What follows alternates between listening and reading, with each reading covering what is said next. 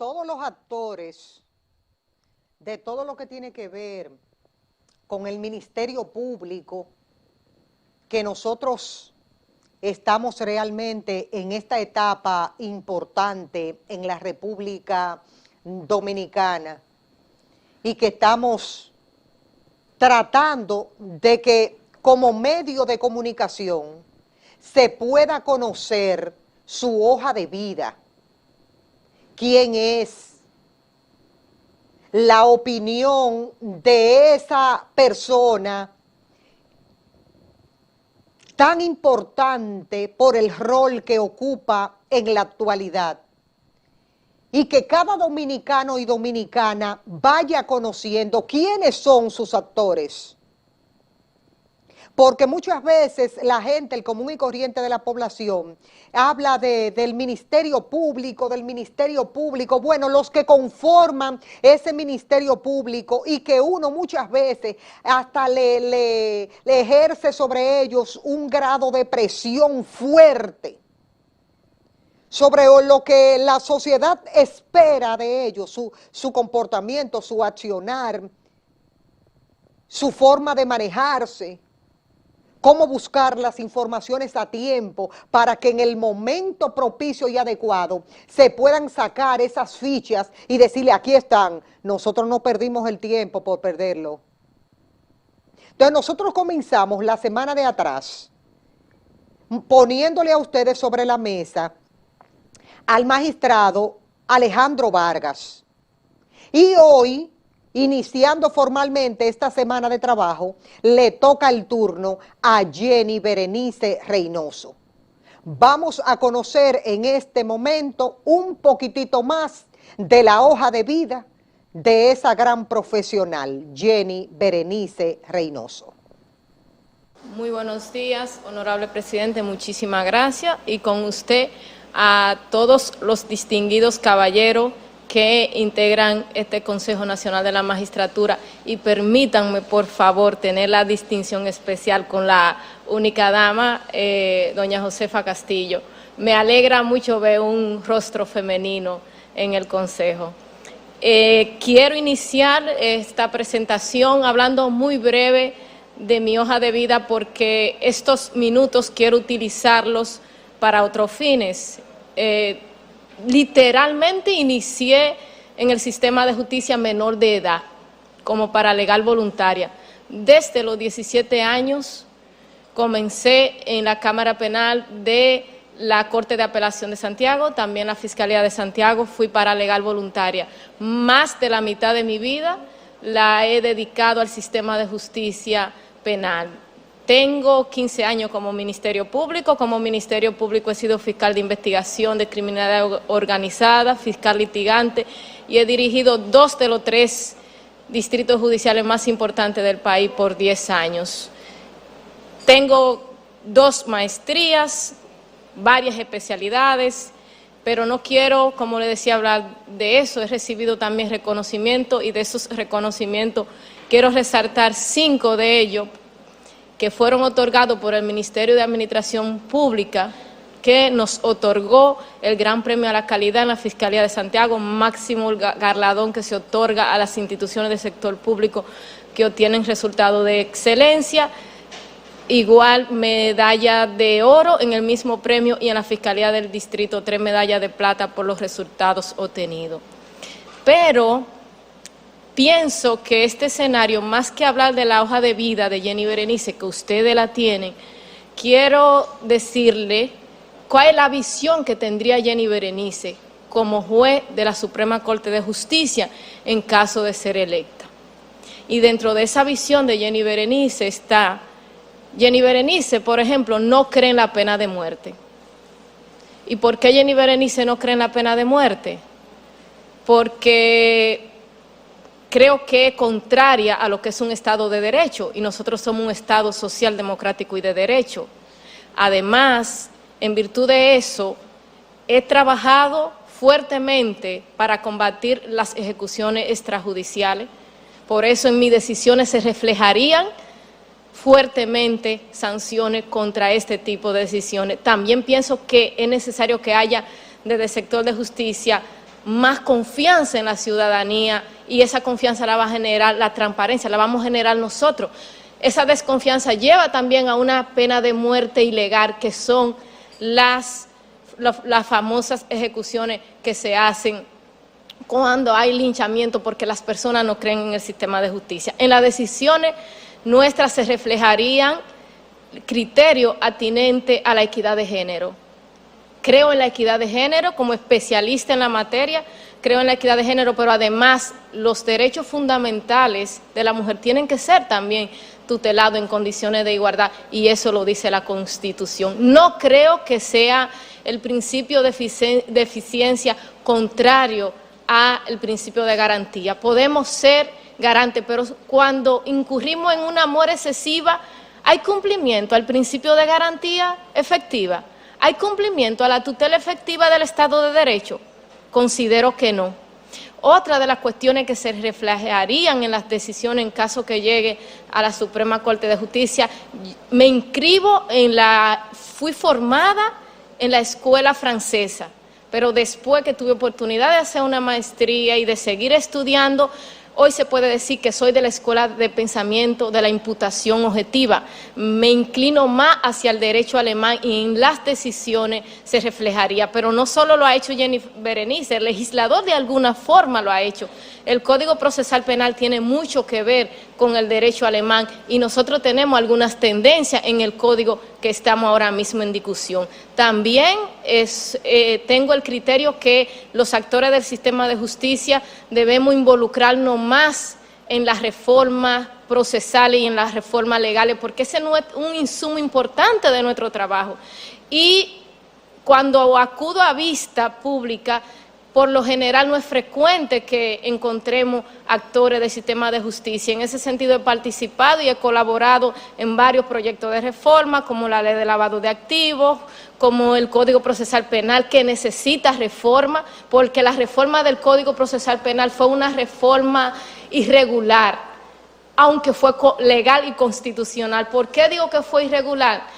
Entra en vigencia porque el Congreso no revise en el tiempo establecido las observaciones que hace el Poder Ejecutivo, y por eso hay cuestiones que inclusive pudiéramos decir que son contradictorias en lo que tiene que ver con el Código Procesal Penal. Sé que agoté los 5 minutos. Sí, gracias, honorable presidente. En ese sentido también hay otras cuestiones en que puedo decir no creo en el derecho penal del enemigo que Jacob establece. No soy de esa escuela, pero sí creo en que hay que establecer un sistema de garantía especial para los casos de criminalidad organizada. Como investigadora por más de 10 años de casos de criminalidad organizada, sé que y hay países que, como por ejemplo en Inglaterra, que han establecido un sistema especial. También estoy convencida de que desde el sistema de justicia se puede influir de manera positiva en el tema de seguridad ciudadana, que tengo serias observaciones con el tema de seguridad ciudadana, y que también se puede influir incluso en el tema económico, porque la economía, la seguridad jurídica se vincula mucho con la economía y con la inversión extranjera, y para eso en esta parte el sistema de justicia tiene una parte sumamente importante. Estoy convencida que es posible cumplir con el plazo razonable y que es posible combatir la mora judicial. Pero una de las frases de batalla que llevo en mi vida es: haciendo lo mismo no se consiguen resultados distintos. No es posible que la justicia siga gestionando casos, conflictos entre partes en la era de la tecnología con los libros récord de hace un siglo. Vamos a gestionar la justicia distinta. Vamos a gestionar la justicia desde la era de la tecnología. Vamos a facilitar el acceso ciudadano a la justicia, y creo que también en ese sentido se reflejaría parte de la visión que tengo. Creo que también la jurisprudencia dominicana se ha convertido excesivamente procesalista y no hemos apartado del derecho sustantivo. El derecho sustantivo es el verdadero derecho. El derecho procesalista es como el carro por el que transita, es la vía por la que transita, vamos a decir, el carro, que es el derecho sustantivo. Pero eso tiene mucho que ver con las partes también, no solo con los jueces. Magistrada, lamentablemente hay que cumplir con el plazo razonable. Totalmente de acuerdo. Se fue el tiempo. Cualquier cosa le agrega en Sí. la tanda de preguntas. El senador presidente me ha pedido la palabra. Sí, mire, buenos días, magistrada. Buenos días. Antes de formularle la pregunta, quiero hacer una precisión respecto de las observaciones que hace el Poder Ejecutivo a una ley. Y es de que a los fines de vencer la resistencia o el silencio del Congreso, el Constituyente del 2010, en su artículo 103, establece y previó que transcurridas 2 legislaturas, si el Congreso no la conoce, se tendrán como aceptadas esas observaciones. El 103. Ahora bien, de conformidad con el numeral 1 del artículo 185, es atribución del Tribunal Constitucional conocer de manera directa de las acciones en constitucionalidad. El artículo 188 de la propia Constitución también prevé que los tribunales ordinarios, cual que fuese, podrán conocer de la excepción de constitucionalidad. Ahora bien, vamos a suponer que un tribunal, conociendo una excepción de constitucionalidad, la rechazó. La parte perdidosa, en ese caso, podría recurrir ante el Tribunal Constitucional luego de haber sido rechazada la excepción de constitucionalidad. De manera directa no. De manera directa no puede recurrir al TC. Tendría que recurrir si tiene abierto, y pongo un ejemplo, si estamos conociendo una audiencia preliminar y una parte plantea una excepción de inconstitucionalidad y le es rechazada, tiene el sistema de recurso abierto, pero de manera directa, en el ejemplo que usted pone, no podría, porque el TC tiene una forma muy específica de cómo se recurre y no podría, en ese ejemplo no podría. Aunque sí tiene el derecho de recurrir, pero no es la vía correcta, sería desestimado, inadmisible, perdón. Germán. Jenny Berenice, ¿cómo armonizar la visión estrictamente tecnológica con la visión humana cuando en el ámbito infraccional se juzga al hombre y no a la tecnología? Esa pregunta es excelente, señor presidente de la Suprema, es excelente. Yo estoy convencida de que es posible armonizarlo de manera ideal, y de hecho tenemos ejemplos ya. En Corea del Sur, los litigios civiles, una gran parte, se conocen por la vía electrónica. Las partes plantean sus inquietudes por la vía electrónica y después, por la vía electrónica, reciben la respuesta jurisdiccional.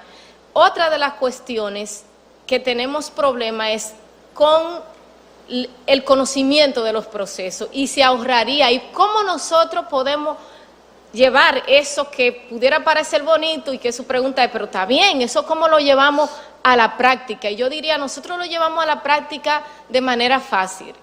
Y existe en la tecnología lo que son los software, inclusive existe la industria del software libre, que quizá no es recomendable para el sistema de justicia, porque el software libre dicen que no es tan seguro como los software que son ya con un sistema de codificación distinto. Pero ¿por qué no? ¿Qué impediría que secretarios que ahora manejan libros manejen sistemas?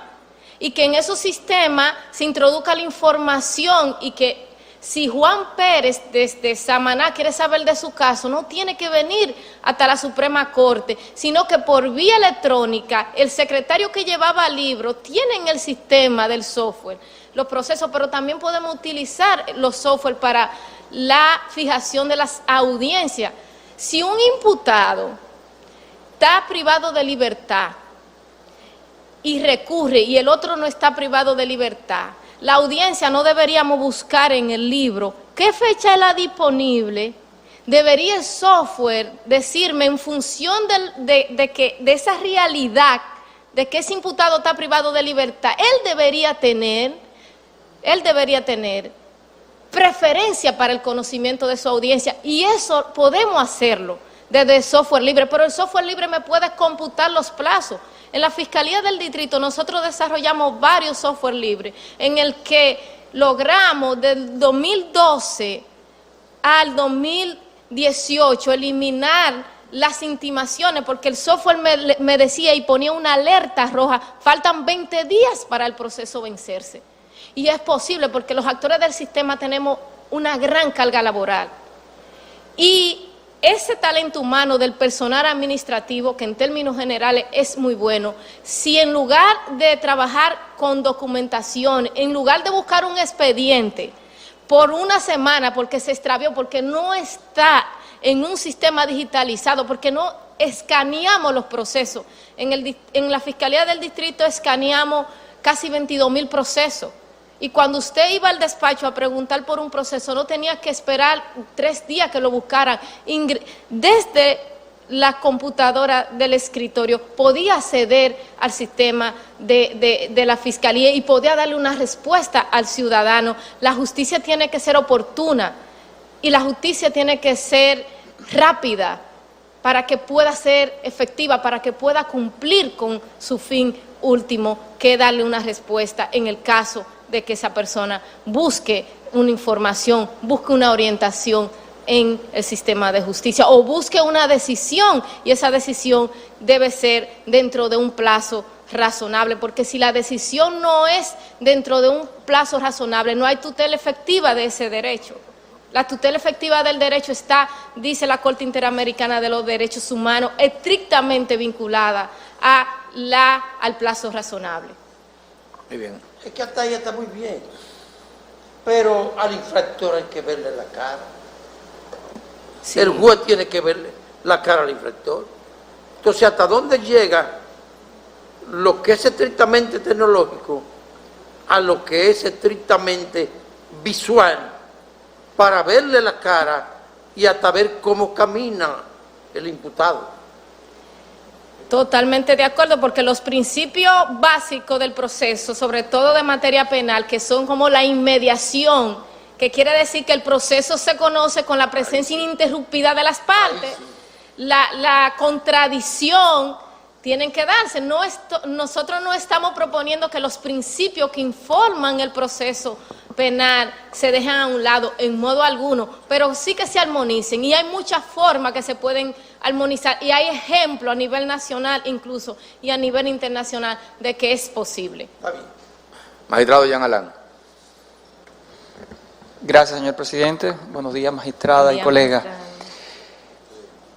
En el marco del Plan Nacional contra la Lucha de Violencia de Género y dentro de los esfuerzos que se han realizado, hay una acción que ha encontrado, discusión entre parte y parte, y me refiero a la posibilidad de establecer un registro de agresores sexuales, como existe en Estados Unidos y en otras partes del mundo. Y la discusión entre, quienes apoyan esa iniciativa y quienes dicen que no es posible, se vierte en el siguiente sentido. De un lado, artículo 44.4 de la Constitución, que permite, luego de una apertura de juicio, el que se tenga en registros públicos en ese sentido, pero por otra parte, la presunción de inocencia, derecho a la imagen y otros derechos que salvaguarda la Constitución. A su entender, entre estos dos escenarios, ¿ve como posible la existencia de un registro de agresores sexuales como existe en otros países? Sí, estoy totalmente de acuerdo con un registro. Existen en varios estados de Estados Unidos, hay otros países que también tienen el registro. Y de hecho, en la República Dominicana existe una ventaja que otros países no tienen, y es algo que usted de manera muy atinada señalaba. La Constitución Dominicana establece la posibilidad de que a partir de la apertura a juicio hayan registro público. E incluso, yo le pudiera decir, sin ánimo de dejar aquí el ánimo de que estoy cuestionando al constituyente o al asambleísta, que esa disposición de la Constitución Dominicana es contraria a la corriente internacional que establece que antes de que haya una condena con la autoridad de la cosa irrevocablemente juzgada haya un registro público. La doctrina y la jurisprudencia internacional mayoritaria va en ese sentido. En República Dominicana vamos a decir que nos movimos a un poco al lado más conservador en ese aspecto, a pesar que la Constitución del 2010 es una Constitución que puede ser considerada una constitución muy avanzada. Pero sí, en ese sentido, amparado en esa disposición que usted cita, si pudiéramos tener el registro público. Pero quisiera ser un poco más garantista y decir, la propuesta que haríamos es que no sea desde la apertura a juicio, que sea desde la condena definitiva. Sí, yo estoy totalmente de acuerdo, pero no estaría de acuerdo desde la medida o desde la apertura, mucho menos desde la investigación, pero sí desde la condena de esa persona, que haya un registro público, pero que ese registro público se le puede incluso poner reglas para su uso y para la utilización de esa información, para que esa información en los estados que en Estados Unidos existe, no es que se anda publicitando, es que si como directora de un colegio yo voy a contratar a un profesor, yo puedo acceder a esa fuente de información y así evitar que una persona que haya sido condenada por abuso sexual contra niños, niñas o adolescentes me esté dando docencia en el colegio. Entonces sí estaría, honorable magistrado, sí estaría totalmente de acuerdo, pero bajo esas condiciones, no desde la medida ni siquiera desde una condena en primer grado, cuando la sentencia adquiera la autoridad de la cosa irrevocablemente juzgada. Muchísimas gracias. A usted. Diputada Castillo. Buenos días, Jenny Berenice Reynoso. Tu participación revela un gran dominio de los aspectos técnicos del derecho, pero además de una visión de desarrollo tecnológico aplicado a todos los procesos que creo que serían importantes en la Suprema Corte de Justicia en términos generales para que nuestro país pues se acomode a todo lo que son los avances y así también ponerle un poco más de rapidez a el tema esto de la mora y todas las quejas que existen en los tribunales de cómo se asumen algunos procedimientos y procesos. Pero el Estado Dominicano tiene una gran deuda con la mujer dominicana y siento que se ha violentado la Constitución de la República cuando se plantea la equidad de género en todos los espacios en un país como el nuestro.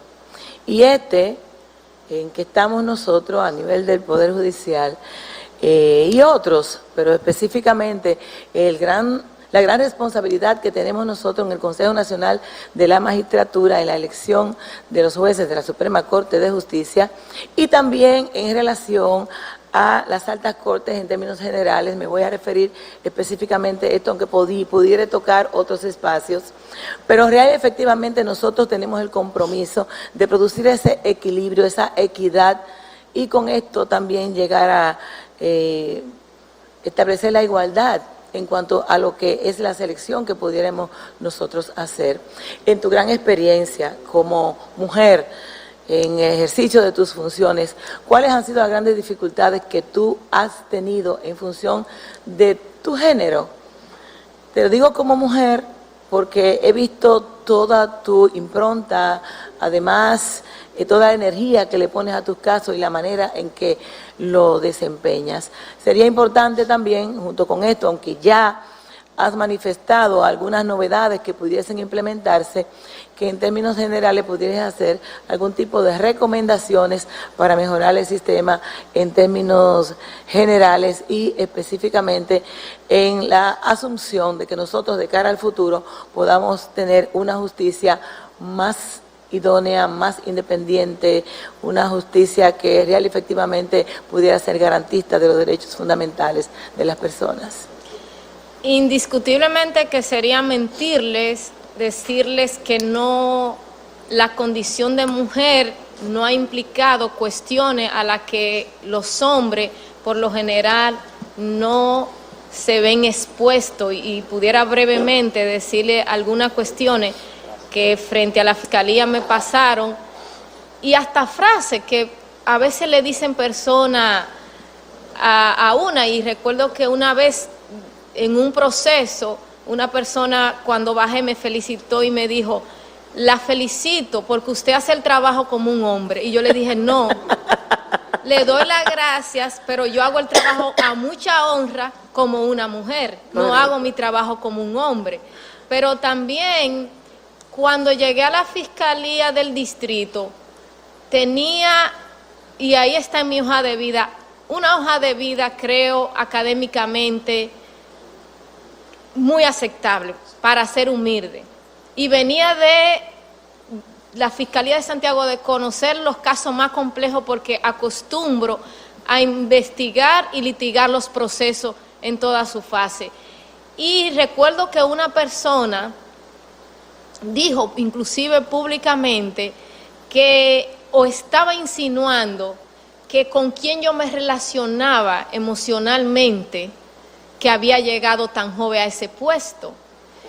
Y a pesar de que cuando llegué, y eso a ningún hombre se lo han preguntado nunca, no. Lo hacen a una mujer, pero hasta en la vestimenta nuestra se fijan y en la vestimenta de los hombres no, y eso pasó inclusive con una candidata a la presidencia en un país de Sudamérica, que ella se puso un pantalón, entonces fue motivo de un escrito en un medio de comunicación, y ella hacía en un panel, ella explicaba cómo ella se sintió, porque a pesar de que también había salido ese mismo día la foto de el contrincante de ella, que era un hombre, a él se decía que tenía una ropa deportiva relajada y ella que tenía una ropa atrevida. Entonces hay muchos esquemas que no, lamentablemente, no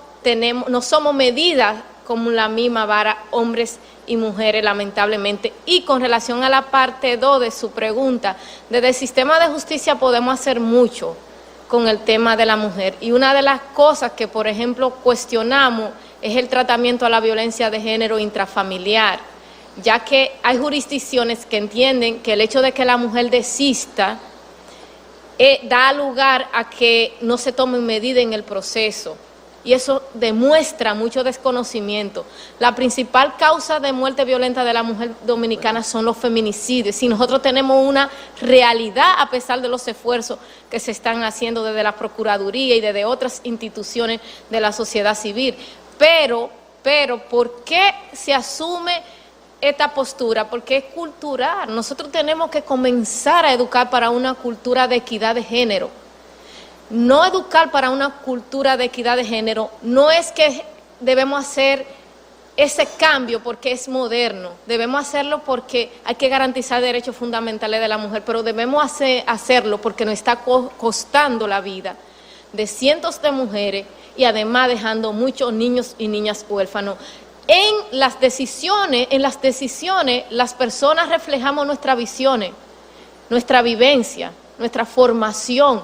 Un juez refleja en sus decisiones mucho, porque la máxima de la experiencia es parte del esencial de las motivaciones de las decisiones de un juez. Entonces, en ese sentido, en la medida que no estemos convencidos de la gravedad de este flagelo, y yo creo que desde la Suprema Corte de Justicia que se ha hecho, incluso se ha reglamentado, el síndrome de la mujer maltratada fue definido por la Suprema Corte de Justicia. La Suprema Corte de Justicia tiene un departamento para el tema de equidad de género, pero necesitamos hacer más, y creo que pudiera ser un gran aporte con la visión del tema de violencia de género, porque se necesitan más jurisprudencia sustantiva sobre este tema.